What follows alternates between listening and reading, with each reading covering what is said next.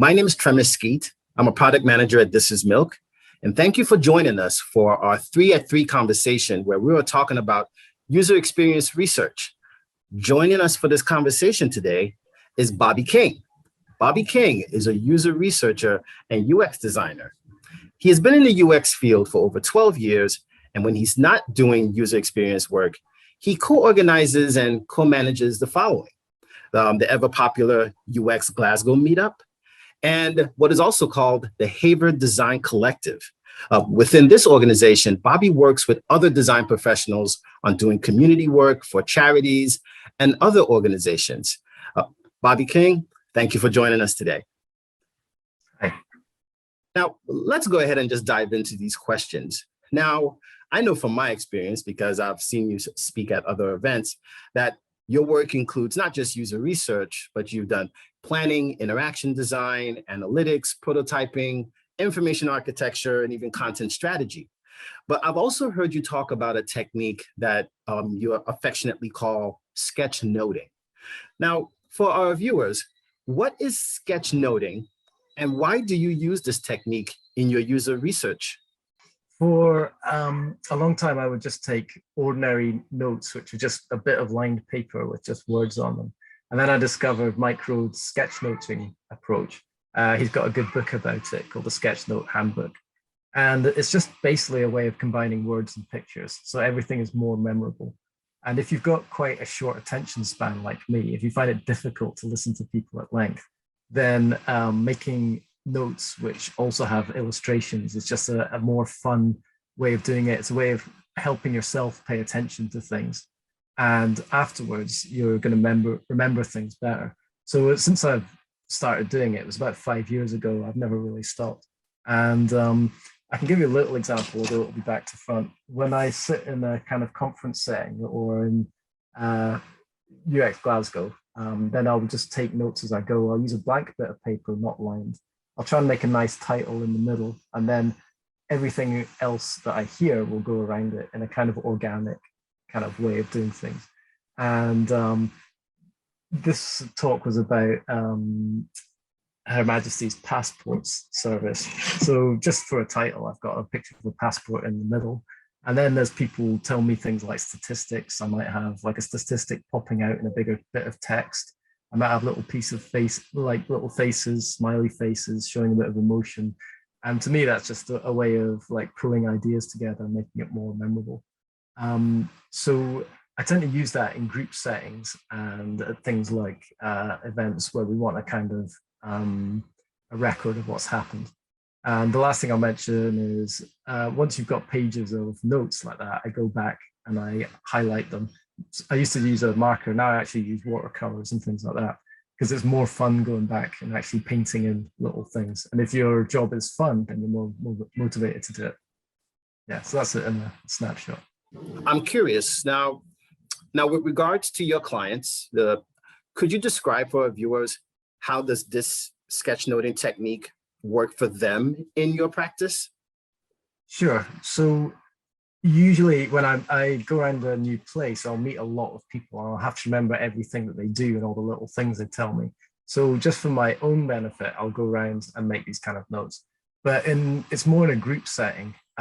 If we've got a dozen people and we're trying to get ideas from them, or we're trying to just get their experience. I don't want to call it a focus group because those are unfashionable in research circles, because you could end up with one loud person speaking for the whole group. So you have to facilitate them properly. But I think it's quite nice if you've got a group of people talking to have someone like me standing with maybe a big easel and big A2 bits of paper and just taking visual notes as people go. And that's a way of making people feeling listened to. And also, because you don't really want to record group sessions. You could, I suppose, but you'd end up with a lot of different people talking, and it'd be quite hard to transcribe. So just me standing there, kind of drawing pictures and capturing ideas as fast as I can is quite a nice way to go. And then you can have pictures of the big A2 sheets of paper, and that's something your team can go back over afterwards. So yeah, and you don't need to be a great artist to do anything like this. You can use stick figures, little emojis, and I get kind of a common set of things after a while, like a person at a computer could be user research, or it could be just office work, a telephone, an envelope for if we're talking about letters going out to people. So you can describe an awful lot of things about a service just with little icons you come up with yourself. And that's another bit of sketchnoting, which helps clients.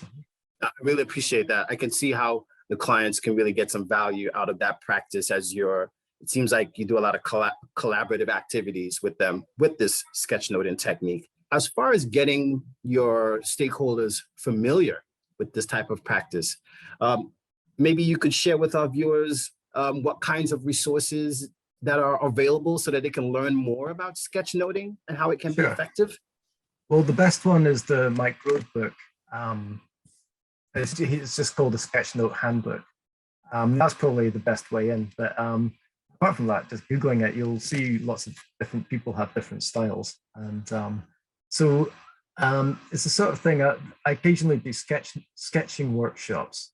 But it's maybe to generate ideas, which is slightly different from sketching to capture what people say.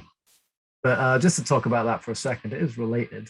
I might do things like, if nobody's heard of UX design and what they do, I might have a sketching workshop where I'll just pose a question for them. Like, is there something in your life that you want to fix, some problem, some little annoyance? It could be missing the bus every day or picking up your children on time or something like that. And I'll just get them to sketch a way of solving the problem. And again, I'll say use stick people with speech bubbles, or if you like, sketch an actual an app, a magic app. Don't worry about how it works. Just sketch on a bit of paper. So usually I just give them a pile of paper and pens. I might give them Sharpies and might give them big Post-its. I'll basically go into the stationery cupboard back when we used to do things face to face, and I'll empty it out and get all the nice stuff I can.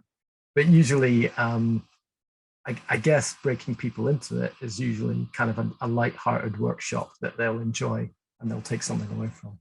And so you could do that with sketchnoting, or like I say, a little sketching exercise to break down ideas. I think just to get away from regular office work, which is about typing and scrutinizing a screen, if you can get people to draw. And just lastly, working remotely, you can do this stuff as well, but you'll need to, it does actually work. You need people to sketch with thick pens and hold stuff up to the webcam, or take a picture and email it to you afterwards. So that's how to do it under COVID. Mr. King, thank you so much for joining us. I think we've captured a lot of insight around here about how we can make UX collaboration sessions even more visual with your sketchnoting techniques. Could you let our viewers know where they can contact you?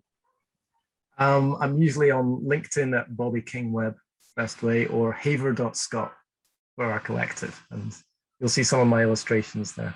Bobby, thank you so much for joining us. And to our viewers, be sure to keep coming back to watch more of our 3 at 3 conversations, where we can learn a lot more about the different techniques around UX design, product design, business analysis, and many other practices within the realm of digital design and development. To our viewers, thank you for watching.